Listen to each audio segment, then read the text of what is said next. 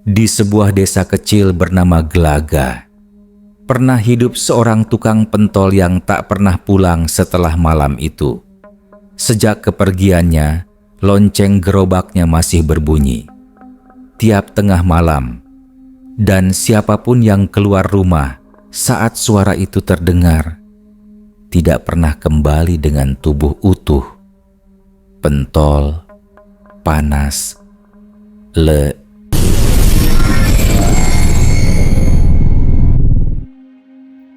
Malam di desa Glagah selalu tenang. Angin malam membawa bau tanah lembab dari sawah belakang desa. Lampu jalan hanya tersisa beberapa yang masih menyala, redup kekuningan. Dan di antara kesunyian itu, selalu ada satu suara yang akrab di telinga warga. Tet, pentol, pentol panas. Suara itu milik Pak Hadi, seorang penjual pentol keliling yang sudah tinggal di desa Glagah lebih dari 10 tahun. Tubuhnya kurus, wajahnya legam karena sering terkena panas, tapi senyumnya tak pernah hilang. Anak-anak suka padanya karena ia sering memberi bonus pentol gratis kalau mereka bantu dorong gerobaknya saat nanjak. Ibu-ibu pun menyukainya karena ramah, santun, dan tak pernah menagih utang kecil dari pelanggan tetapnya. Namun di balik kebaikannya, ada sisi sepi yang jarang orang tahu. Pak Hadi tinggal sendirian di rumah tua peninggalan ibunya di ujung kampung dekat makam desa Glagah. Rumah itu gelap, cat dindingnya mengelupas, dan di belakangnya ada sumur kering yang sudah tak dipakai sejak lama. Tak ada istri, tak ada anak, hanya gerobak kayu dan lonceng kecil yang menggantung di ujungnya menjadi teman hidupnya setiap malam. Malam itu hari Kamis Legi. Pak Hadi selesai berjualan sekitar pukul 11 malam. Gerobaknya sudah hampir kosong, hanya tersisa beberapa pentol di wadah besar. Ia berjalan pelan melewati gang belakang yang mengarah ke jalan setapak dekat makam. Biasanya ia memutar lewat jalan utama, tapi malam itu ia memutuskan lewat gang itu saja karena lebih cepat dan sudah lama ia tak lewat sana. Beberapa warga sempat melihatnya lewat. "Malam, Pak Hadi," sapa seorang ibu dari dalam rumah. Pak Hadi tersenyum melambaikan tangan. "Malam, Bu, pentol terakhir, murah saja." Suara lonceng kecilnya berbunyi lembut, tit, tit, lalu perlahan menjauh ke arah makam. Itulah terakhir kalinya warga Glagah melihat Pak Hadi hidup. Keesokan paginya, seorang petani bernama Pak Wito menemukan gerobak pentol terbalik di dekat jalan setapak menuju makam. Gerobaknya patah, kuah pentolnya tumpah, dan di tanah tampak bekas kaki menyeret seperti seseorang diseret ke arah semak-semak. Di atas tanah ada tusuk sate berlumur darah dan satu sandal kulit yang sudah sobek. Warga berdatangan. Polisi desa ikut memeriksa lokasi, tapi tidak ada jejak Pak Hadi. Tidak ada tubuh, tidak ada mayat, bahkan tidak ada tanda perkelahian. Hanya gerobak, tusuk sate, dan bau amis yang menyengat. Hari berganti hari, pencarian dilakukan ke sungai, ke kebun tebu, bahkan sampai hutan kecil di pinggir desa. Namun hasilnya nihil. Akhirnya warga sepakat, mungkin Pak Hadi sudah pergi jauh atau menjadi korban begal yang membuang jasadnya entah di mana. Maka gerobak tua itu pun dibawa pulang ke rumahnya, diletakkan di halaman. Namun anehnya, setiap malam lonceng kecil di gerobak itu berbunyi sendiri. Awalnya dianggap angin, tapi suara itu terdengar jelas, tit, tit, padahal tak ada yang menyentuhnya. Pak RT yang rumahnya dekat sempat mendengar suara itu tengah malam, seperti ada yang mendorong gerobak keluar pelan-pelan ke arah jalan. Ketika ia keluar untuk memastikan, gerobaknya sudah tidak ada di tempat. Malam ke-40 sejak hilangnya Pak Hadi, suasana desa semakin mencekam. Beberapa warga mengaku mendengar kembali suara pentol lewat di ganggang sempit menjelang tengah malam. suaranya khas, sama persis seperti dulu. Tet, pentol, pentol panas. Tet, pentol, pentol. Salah satu warga, Bu Surti, yang tinggal di dekat makam, mengintip dari celah jendela karena penasaran. Ia melihat siluet seseorang mendorong gerobak kayu, memakai baju putih panjang, kepalanya tertutup kain. Tapi langkahnya aneh, bukan seperti berjalan, lebih seperti melompat pelan. Bu Surti menutup jendela cepat-cepat. Tapi setelah itu, bau amis masuk ke rumahnya, membuat ia mual. Esok paginya, di depan rumahnya ditemukan jejak roda gerobak dan bekas kaki melompat-lompat di tanah basah. Sejak malam itu, tak ada yang berani keluar rumah setelah jam 11 malam. Anak-anak dilarang main di luar, bahkan anjing-anjing kampung yang biasanya menggonggong, kini diam setiap kali suara pentol terdengar dari kejauhan. Namun, ada satu hal yang membuat warga makin takut. Beberapa orang yang mendengar suara pentol itu selalu jatuh sakit keesokan harinya. Demam tinggi, muntah darah, dan sebagian meninggal dengan tubuh kaku serta lidah tergigit tusuk sate. Ustaz kampung mencoba menenangkan warga. "Jangan takut, mungkin itu hanya jin yang menyerupai manusia," katanya saat pengajian. Tapi malam itu, ketika ia hendak pulang dari musala, ia sendiri mendengar bunyi lonceng kecil di belakangnya. Tet, tet, tet. Ia menoleh. Tak ada siapa-siapa. Tapi di tanah, bekas roda gerobak baru saja tercetak jelas di tanah becek, mengarah lurus ke rumah kosong milik Pak Hadi. Keesokan paginya, rumah tua itu diperiksa. Pintu depan terbuka sedikit, dan di dalam tercium bau daging busuk bercampur darah basi. Di ruang tengah, gerobak pentol itu sudah ada di sana lagi, padahal malam sebelumnya hilang. Di atasnya ada semangkuk pentol yang masih hangat, mengepul, seolah baru dimasak. Pak RT menatap isi mangkuk itu dengan rasa ingin tahu. Tapi begitu tutupnya dibuka, warna kuahnya merah pekat dan di dalamnya mengapung sepotong jari manusia.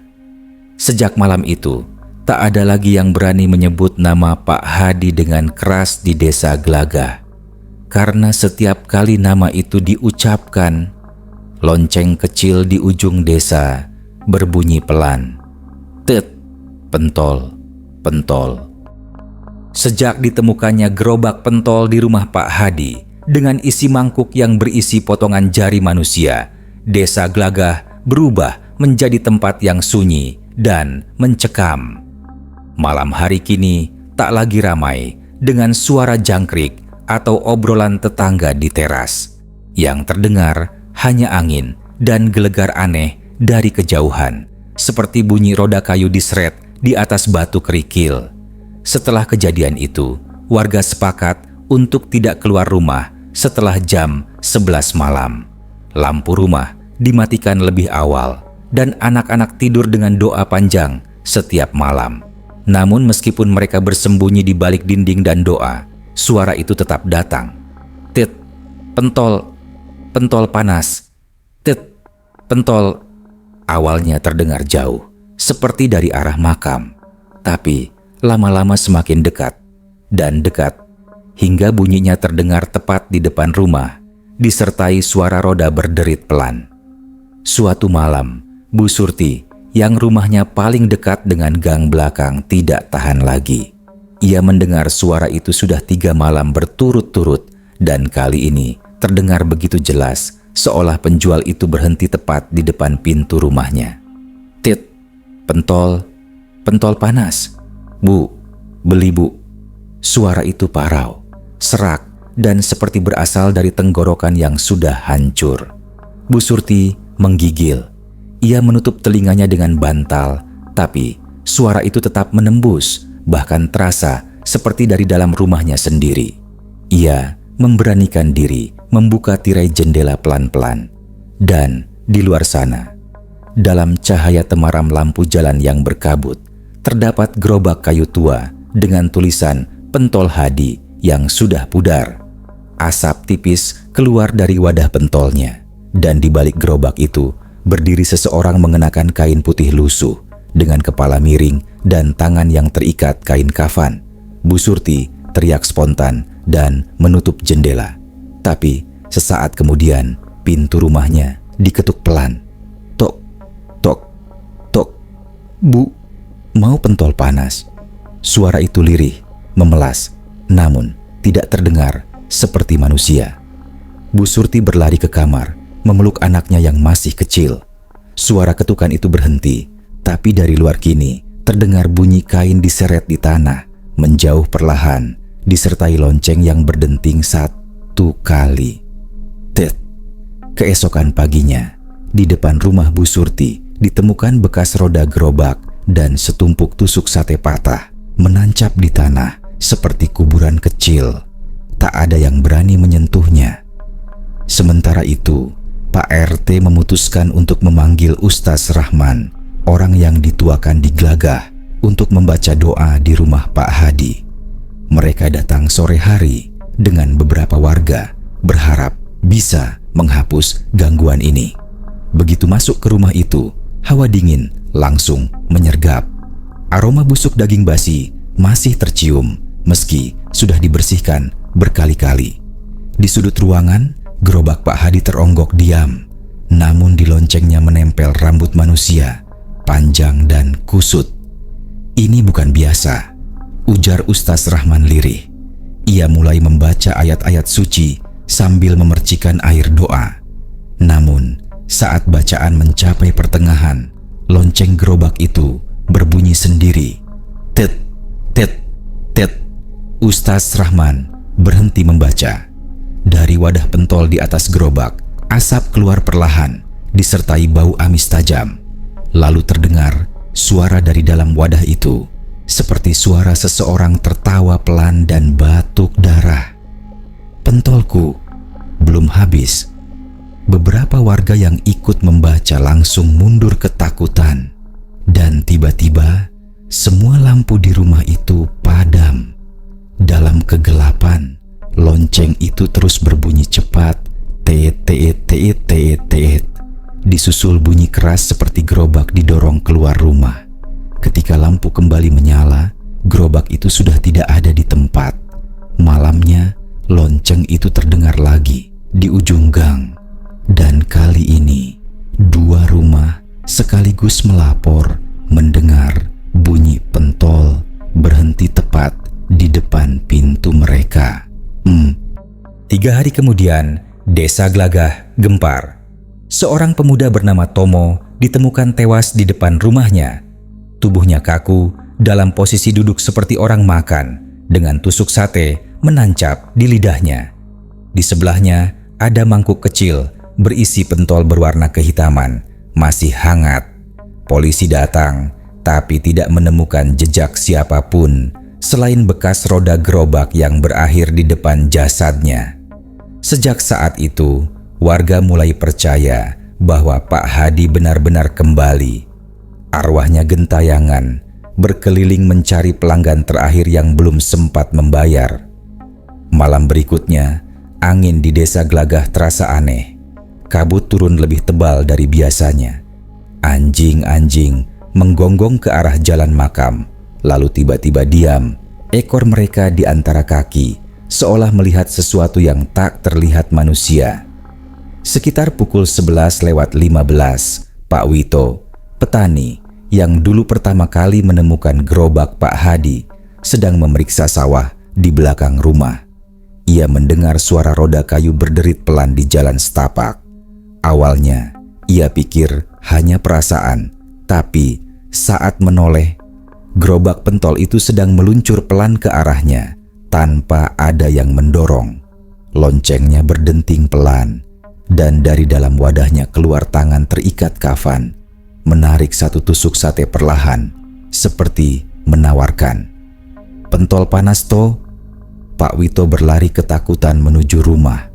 Namun saat menutup pintu, ia mendengar sesuatu berguling menabrak daun pintu. Mangkuk pentol tergeletak di lantai, masih berisi 3 tusuk sate berdarah. Ia membuangnya ke sungai malam itu juga.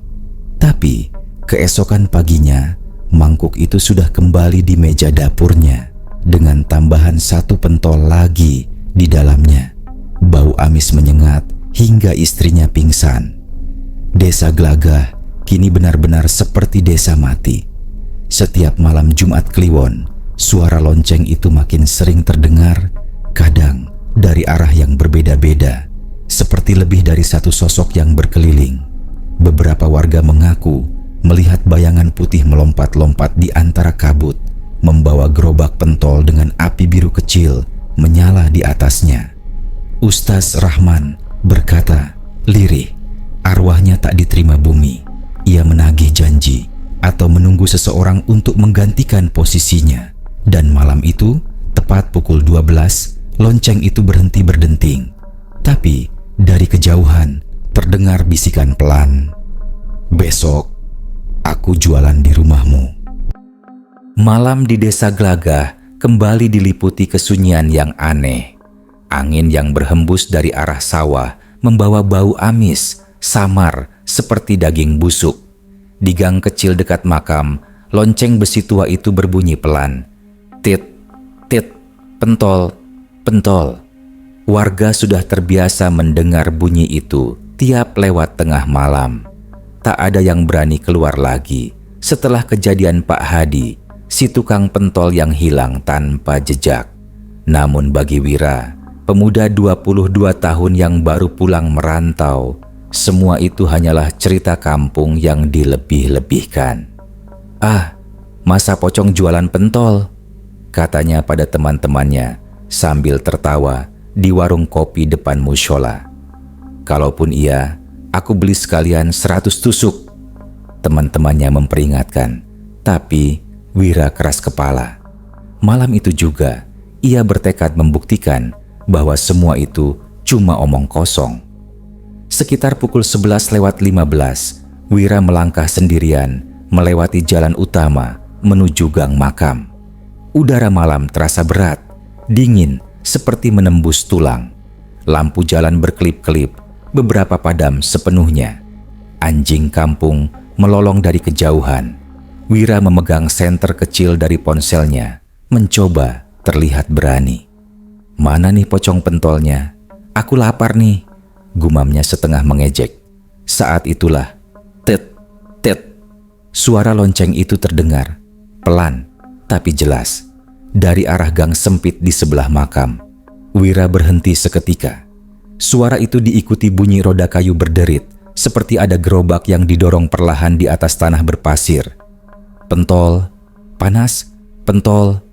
Suara berat itu menggema, lirih, tapi sangat dekat. Wira menelan ludah, lalu menyorotkan cahaya ponsel ke arah suara.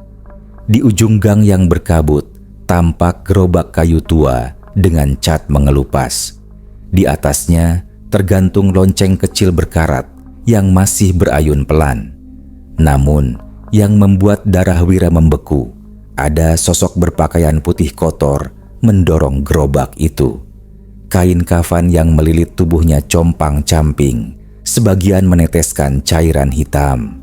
Kepalanya tertunduk dan dari sela kain yang robek di bagian wajah, tampak mata hitam legam yang mengarah lurus ke Wira. Astagfirullah.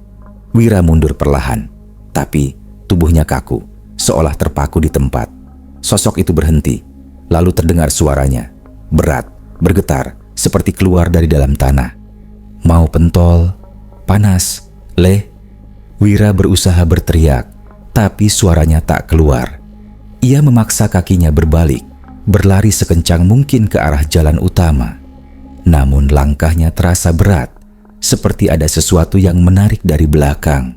Dari sudut matanya, ia melihat bayangan putih melompat-lompat di sisi kiri jalan, mengikuti langkahnya, semakin cepat, semakin dekat. Ketika ia nekat menoleh, pocong itu sudah tepat di belakangnya. Wajahnya membusuk, bola matanya hampir copot, dan dari mulutnya keluar darah hitam yang menetes ke tanah. Tangan yang terbungkus kain kafan terulur ke arah Wira, menggenggam sesuatu. Sebuah tusuk sate berdarah. Makan. Le. Hangat. Wira berteriak histeris dan menjatuhkan ponselnya. Cahaya layar ponsel berputar di tanah, menyorot wajah pocong itu yang kini menatap langsung ke arah kamera ponsel. Lalu semuanya gelap. Pagi harinya, warga dikejutkan oleh teriakan seorang petani yang melapor ke kepala dusun. Tubuh Wira ditemukan di pinggir sawah dekat gang makam. Posisi tubuhnya terlentang, matanya melotot ke langit, mulutnya dipenuhi tusuk sate. Darah menetes dari sudut bibirnya. Di sebelah tubuhnya terdapat bekas roda gerobak kecil dan jejak kaki basah menuju arah makam. Desa Glagah geger. Kabar kematian Wira menyebar cepat. Banyak warga histeris karena bentuk kematiannya sama persis dengan cerita hantu Pak Hadi. Ustaz Rahman, tokoh desa, mencoba menenangkan warga dan mengadakan doa bersama di musyola. Tapi suasana malam itu justru makin mencekam. Ketika doa belum selesai, tiba-tiba terdengar bunyi lonceng kecil di luar musyola. Tit, tit, pentol. Semua mata langsung menatap keluar jendela. Di kejauhan, di bawah cahaya lampu jalan yang redup, terlihat gerobak tua sedang berhenti tepat di depan pintu musyola. Ustaz Rahman menegur dengan suara gemetar. "Siapa di luar?" Tak ada jawaban. Hanya bunyi roda gerobak berputar pelan, lalu berhenti lagi. Beberapa pemuda nekat keluar untuk memeriksa, tapi begitu mereka membuka pintu, gerobaknya sudah hilang. Yang tersisa hanyalah bekas darah hitam menetes di lantai batu musyola. Dan di atasnya, satu tusuk sate yang masih basah. Malam demi malam setelah itu, tak ada lagi warga yang berani keluar. Anak-anak dikurung, orang tua menutup jendela rapat-rapat. Tapi suara lonceng itu tetap datang, hampir setiap malam pada waktu yang sama. Tet, tet, pentol, panas. Kadang terdengar jauh, kadang tepat di depan rumah siapapun yang baru saja menyebut nama Pak Hadi. Beberapa orang mulai percaya bahwa arwah Pak Hadi belum tenang. Mungkin ia mati bukan wajar, mungkin ia dibunuh dan dikubur tak semestinya. Namun belum ada yang berani mencari tahu. Karena setiap kali seseorang mencoba menelusuri gang makam malam hari, mereka selalu mendengar suara itu makin lama makin dekat, sampai akhirnya sunyi. Dan sejak kematian Wira, satu hal aneh terjadi di Desa Glagah. Setiap fajar, di jalanan lembab depan rumah warga, selalu ada bekas roda gerobak kecil dan aroma pentol yang sudah busuk.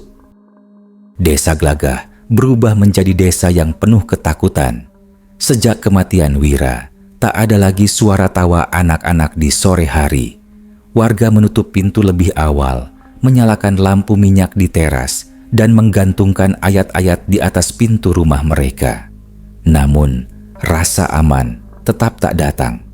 Karena setiap malam, suara lonceng kecil itu tetap terdengar dari arah makam.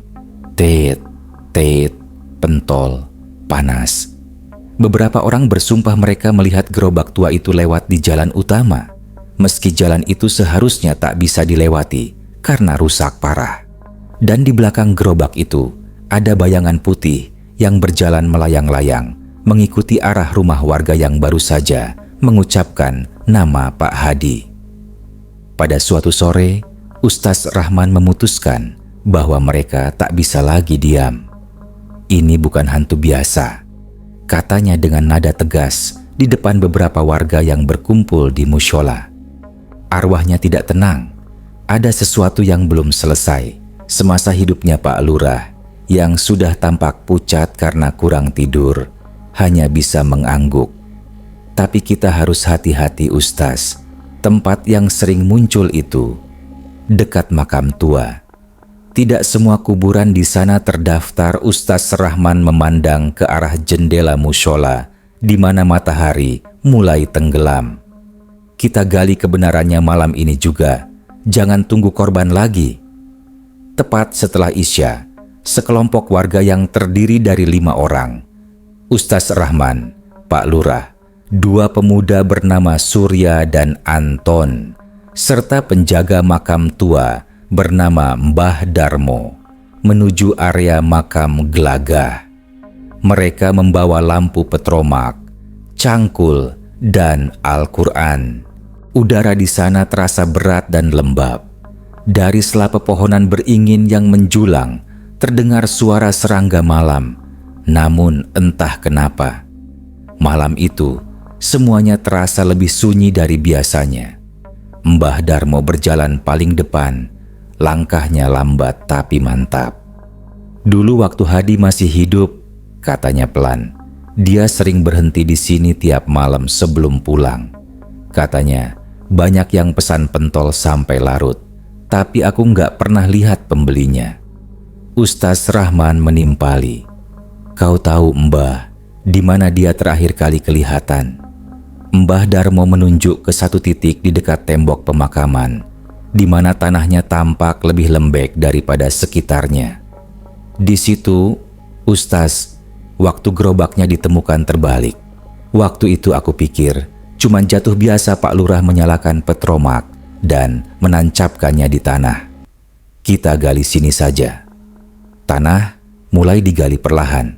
1-2 sekop pertama hanya menghasilkan tanah basah dan akar rumput. Tapi setelah mencapai kedalaman sekitar 1/2 meter, bau busuk luar biasa menyengat dari dalam lubang. Anton spontan menutup hidung. "Astagfirullah, ini bau apa Ustaz?" Ustaz Rahman menatap ke bawah, matanya membesar. Di bawah cahaya petromak, terlihat kain putih kotor yang mulai tampak dari balik tanah. Kain kafan. "Teruskan," kata Ustaz Rahman dengan suara berat. Ketika Surya menggali sedikit lagi, ujung kain itu terangkat dan tampak sesuatu yang membuat semua orang mundur ketakutan. Kain kafan itu terbungkus tidak utuh dan di dalamnya hanya ada tulang belulang tanpa kepala. "Ya Allah," bisik Pak Lurah gemetar. Ini jasad manusia tanpa kepala." Mbah Darmo bergetar hebat. Aku pernah dengar waktu itu Hadi sempat berantem sama 2 orang tukang sate dari pasar. Katanya rebutan tempat jualan. Ia menunduk. Mungkin mereka yang... Belum sempat ia selesai bicara, tiba-tiba dari arah belakang mereka terdengar bunyi lonceng kecil. Tet, tet, tet. Semua orang menoleh serentak. Tak ada siapapun di sana, hanya kabut yang semakin tebal. Tapi bunyi lonceng itu terus terdengar, makin lama makin dekat. Surya berbisik panik, "Ustaz, itu dari arah gerobak yang di sana, Ustaz." Benar saja. Di ujung makam, di antara nisan tua, tampak gerobak kayu berkarat, berdiri miring di bawah pohon mangga besar. Lonceng kecilnya bergoyang pelan, seolah ditiup angin. Namun, angin malam saat itu benar-benar mati. Tidak ada apapun yang bergerak selain lonceng itu. Ustaz Rahman melangkah pelan mendekati gerobak itu sambil membaca ayat kursi. Setiap langkah terasa berat dan udara semakin dingin menusuk tulang. Ketika ia hampir sampai di depan gerobak, lonceng itu berhenti bergoyang. Sunyi, benar-benar sunyi. Ia mengulurkan tangan, hendak mengangkat tudung penutup gerobak. Tapi begitu kainnya tersingkap, isi gerobak itu membuat semua orang menjerit ngeri. Bukan pentol, melainkan tumpukan organ manusia yang sudah membusuk, lidah, bola mata, dan potongan daging kecil yang menempel di tusuk sate kayu. Dan di tengah tumpukan itu tergeletak sebuah kepala manusia yang sudah membiru dengan wajah yang masih jelas. Pak Hadi. Suara azan Isya, entah dari mana, tiba-tiba menggema lirih, tapi tak ada yang bergerak. Ustaz Rahman jatuh berlutut, tubuhnya bergetar. Pak Lurah dan yang lain mundur perlahan, tapi dari balik gerobak terdengar suara berat dan basah. Lebih besar dari, "Kalian sudah ganggu dagangan." Ku. Semua menoleh. Dari balik tanah galian, sebuah tubuh berkafan mulai bergerak sendiri. Kainnya robek, tanah terlempar ke udara. Tubuh itu bangkit perlahan tanpa kepala, tapi darah hitam menetes deras dari lehernya. Di tangan yang masih terbalut kafan, tusuk sate menancap menembus jemarinya. Mbah Darmo menjerit histeris, melempar cangkul, lalu berlari tunggang langgang. Surya dan Anton menyusul, meninggalkan Ustaz Rahman yang masih gemetar di tempat. Hanya Pak Lurah yang menatap dengan mata membesar, tak sanggup berkata apa-apa. Aku belum selesai jualan. Suara itu bergema di seluruh area makam. Ustaz Rahman segera merapal doa keras-keras dan tiba-tiba api petromak padam sendiri. Dalam kegelapan total itu, mereka hanya mendengar suara roda gerobak yang berputar semakin jauh, lalu berhenti. Keesokan paginya, warga menemukan tanah galian di makam Glagah sudah tertutup kembali. Namun, petromak, cangkul, dan lonceng kecil berkarat itu tergeletak di atas tanah. Dan di papan nisan baru yang entah siapa yang menulisnya, tertulis, Pak Hadi, penjual pentol, belum selesai berdagang. Sejak malam ketika jasad tanpa kepala ditemukan di makam Glagah, desa itu tak pernah sama lagi. Warga yang dulu sibuk berdagang kini jarang keluar rumah. Anak-anak dilarang bermain selepas asar. Dan setiap kali malam tiba, desa seakan diselimuti hawa asing, dingin, lembab, dan beraroma amis. Bau yang sama seperti tanah kubur tempat jasad Pak Hadi ditemukan. Ustaz Rahman dan Pak Lurah mencoba menenangkan warga dengan doa bersama, tapi tak banyak yang berani hadir. Karena kabar telah menyebar luas. Gerobak pentol Pak Hadi kini muncul di lebih dari satu tempat sekaligus. Awalnya, hanya 1-2 orang mengaku melihat. Seorang petani tua bersumpah melihat gerobak berkarat itu melintas di sawahnya menjelang subuh, padahal tanahnya becek, tak mungkin dilewati roda. Malam berikutnya, seorang ibu rumah tangga di ujung kampung mendengar lonceng kecil berbunyi di depan rumahnya. Ketika ia mengintip dari celah jendela, terlihat sosok berpakaian putih kotor berdiri di samping gerobak dengan wajah tertunduk. "Pentol, panas," katanya dengan suara parau, membuat ibu itu pingsan di tempat. Yang lebih menyeramkan, pada malam yang sama, di sisi lain desa, warga lain juga mendengar lonceng yang sama dengan jeda hanya beberapa menit. Seolah ada lebih dari satu arwah yang mendorong gerobak itu keliling desa Glagah. Ustaz Rahman mencatat semua kejadian. Dalam sepekan, sudah 7 rumah yang diganggu. Semua memiliki ciri sama. 1. Tercium bau daging busuk sebelum tengah malam. 2. Terdengar suara lonceng kecil. 3. Esok, paginya ditemukan bekas roda gerobak di depan rumah. Yang membuat bulu kuduk berdiri, 2 warga ditemukan tewas. Pak Karyo, pedagang keliling, ditemukan di sumur belakang rumahnya dengan lidahnya terpotong, sedangkan seorang remaja bernama Sinta ditemukan di dapur, bola matanya hilang. Di samping tubuh mereka, tusuk sate berdarah. Pak Lurah kehilangan kesabaran. Ia menemui Ustaz Rahman di mushola. "Ustaz, kita harus bakar gerobaknya. Saya tak peduli itu arwah siapa. Ini sudah makan korban." Ustaz Rahman menatapnya serius. "Kita tidak bisa asal membakar.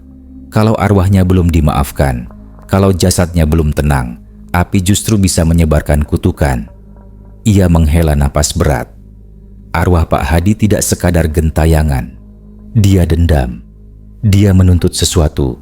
Menuntut apa, Ustaz? Dia menuntut orang-orang yang menyebabkan kematiannya. Malam itu, Ustaz Rahman bersemedi di mushola, membaca ayat suci sambil menyalakan dupa kecil. Sekitar tengah malam, suara lonceng itu terdengar lagi. Kali ini sangat dekat, tepat di depan pintu mushola. "Tit, Pentol, panas, cahaya lampu minyak bergetar. Suara itu berhenti, digantikan bunyi roda berputar pelan di teras.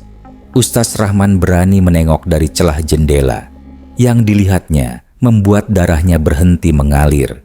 Gerobak pentol itu ada di depan mushola, dan di atasnya ada 3 kepala manusia yang disusun seperti dagangan. Salah satunya kepala Pak Karyo. Dari balik gerobak muncul tangan berkafan, menyalakan api kecil seperti membakar arang. Suara berat itu terdengar lagi, makin jelas, lirih dan menyayat. Mereka rebut daganganku, mereka curi resepku. Ustaz Rahman terlonjak. Astagfirullah, jadi mereka pembunuhnya? Gumamnya ketakutan. Pocong itu mendongak perlahan, dan kini wajah busuknya terlihat penuh belatung. Matanya menatap tajam ke arah mushola. Sekarang mereka sudah kuberi pentol. Keesokan paginya, mushola ditemukan dalam keadaan porak-poranda. Dinding bagian depan terbakar, dan di lantainya terdapat bekas roda gerobak yang gosong. Ustaz Rahman pingsan di dalam, namun selamat. Ia hanya berulang kali menggumamkan satu hal ketika sadar. Gerobaknya. Bukan satu. Bukan satu. Warga semakin panik. Desa Glagah seperti dikepung ketakutan. Beberapa keluarga pindah ke desa sebelah, tapi teror seolah mengikuti. Ada laporan bahwa di jalan menuju perbatasan desa, sebuah gerobak pentol tanpa penjual melintas sendiri, rodanya berputar tanpa dorongan. Saksi mata mengatakan, di balik tudung gerobak tampak bayangan tangan-tangan kafan yang bergerak sendiri, seolah sedang menyusun dagangan. Bau amis menyebar di udara, dan loncengnya berdenting tanpa henti. Bunyi itu menggema sampai ke dalam rumah-rumah penduduk. Sore itu, saat hujan turun deras, seorang pemuda bernama Danu, keponakan dari almarhum Pak Hadi, datang dari kota. Ia mendengar kabar pamannya dan tak percaya semua omongan warga. Namun, saat memasuki Glagah, jalan yang seharusnya padat kini kosong. Hanya terlihat pintu-pintu tertutup rapat dan lampu minyak menyala redup di setiap teras rumah. Ia mengetuk rumah tetangga lama pamannya, Bu Lestari. Perempuan tua itu membuka sedikit pintu, wajahnya pucat. Danu, astagfirullah, jangan datang malam-malam nak. Arwah pamanmu masih berkeliaran. Kalau engkau dengar bunyi lonceng, jangan lihat keluar. Danu mengerutkan kening. Saya cuma mau tahu kebenarannya, Bu. Kalau benar arwah paman belum tenang, saya ingin menolong. Bu Lestari menangis pelan. Dia bukan butuh pertolongan, nak. Dia butuh pembalasan. Malam pun datang cepat. Hujan berhenti, tapi kabut turun tebal menutupi seluruh jalan desa. Danu keluar rumah membawa senter dan berjalan menuju makam Glagah, tempat pamannya ditemukan. Saat ia sampai di gerbang makam, udara berubah dingin. Bau daging terbakar tercium. Dari kejauhan, terdengar suara roda kayu berputar pelan. Tit, tit, pentol. Danu menelan ludah, menyorotkan senter ke depan. Dari balik kabut, 3 gerobak muncul sekaligus, berjalan sejajar seperti iring-iringan. Di masing-masing gerobak tampak pocong berpakaian sama. Wajah busuknya menghadap ke arah Danu. Mereka melambaikan tangan pelan, memegang tusuk sate berdarah. Pentol, panas, dagangan belum habis. Danu mundur beberapa langkah, tubuhnya gemetar hebat. Dari arah belakang, tiba-tiba suara lain muncul. Gerobak keempat, tapi kali ini berbeda. Tulisan di depannya terukir jelas, Pentol Pak Hadi, asli Glagah. Gerobak itu berhenti tepat di depan Danu. Dari dalamnya muncul sosok pocong dengan wajah yang sama seperti pamannya. Matanya kosong tapi meneteskan air hitam. Suara lirihnya menggetarkan udara. Danu, bantu paman jualan terakhir. Ya. Lalu loncengnya berdenting keras. Tit, T-E-E-T, teet. dan seluruh gerobak bergerak bersamaan menuju arah kampung. Keesokan paginya, warga desa bangun dalam kebingungan. Di setiap gang ditemukan bekas roda gerobak, dan di depan rumah masing-masing ada sebungkus pentol hangus dengan tusuk sate berdarah. Tak ada yang tahu siapa yang menaruhnya. Tapi yang paling mengerikan, Danu menghilang. Hanya lonceng kecil yang ditemukan tergantung di gerbang makam, masih basah oleh darah. Dan sejak hari itu, setiap malam pukul 11, suara 4 lonceng kini terdengar bersahutan dari 4 arah desa. Tet, tet, pentol, panas, 4 pocong, 4 gerobak, dan 1 kutukan yang belum selesai. Sudah hampir 2 minggu sejak malam mengerikan di makam desa Glagah itu. Warga masih dicekam ketakutan. Jalanan desa mendadak sepi tiap lewat jam 9 malam. Tak ada lagi yang berani keluar, bahkan sekadar ke warung dekat pos ronda. Seolah seluruh desa tahu bahwa pocong Pak Hadi masih gentayangan mencari seseorang yang bisa melanjutkan dagangannya. Danu, keponakan Pak Hadi, datang dari kota setelah mendengar kabar itu. Ia adalah satu-satunya keluarga yang tersisa, anak dari kakak Pak Hadi yang sudah lama merantau. Danu tidak percaya dengan cerita pocong itu. Ia tumbuh di lingkungan modern, tidak percaya hal-hal mistis. Tapi begitu ia tiba di desa Glagah, hawa dingin yang menusuk tulang itu terasa nyata. Desa itu tampak seperti mati. Angin bertiup membawa bau daging busuk samar-samar. Daun-daun pisang di belakang rumah Pak Hadi bergoyang pelan, seperti ada sesuatu yang bersembunyi di baliknya. Danu menatap gerobak pentol yang kini disimpan di bawah atap bambu belakang rumah.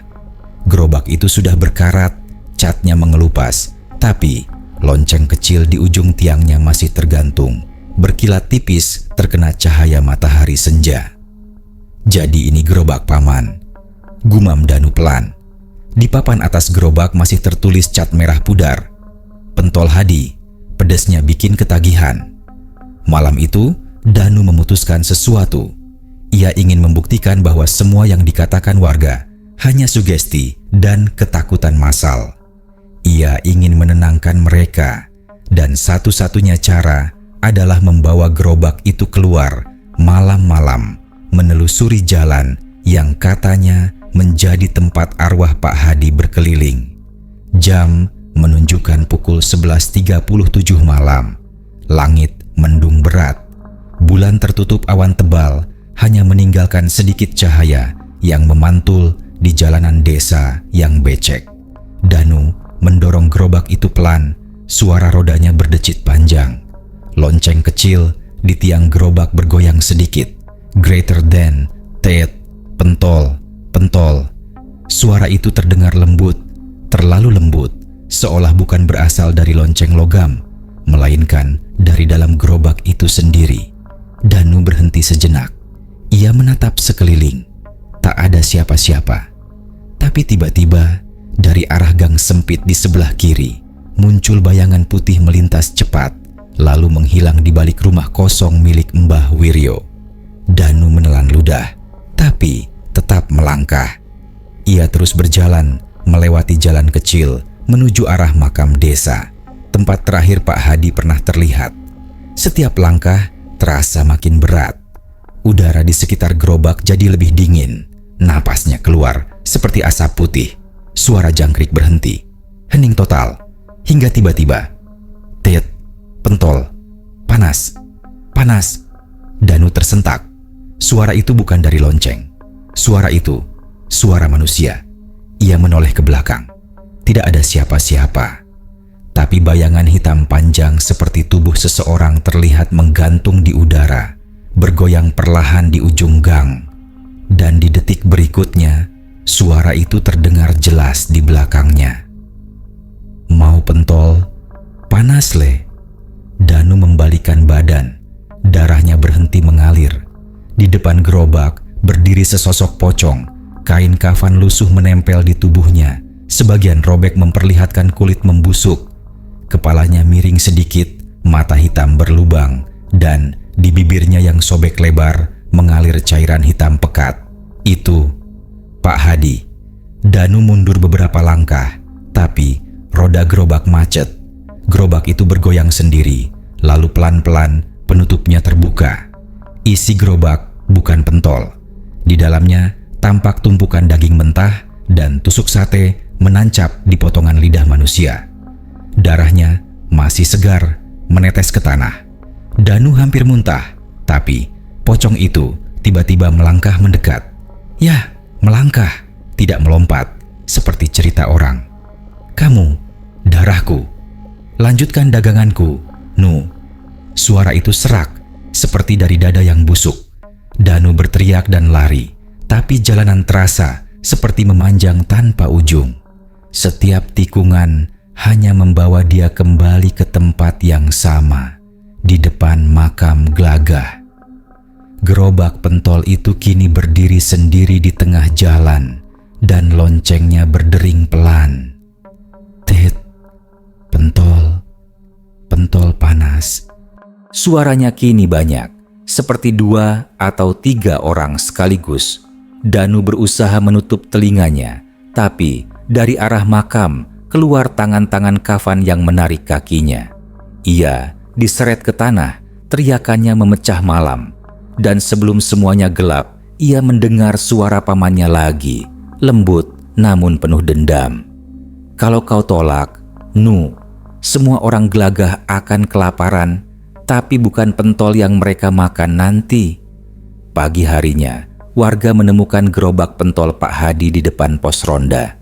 Tapi kini, gerobak itu terlihat bersih, baru dicat, dan di papan depannya tertulis, "Pentol Danu, resep asli Pak Hadi." Malam berikutnya, suara lonceng itu terdengar lagi. Suara khas yang dulu hanya muncul di malam-malam terkutuk itu.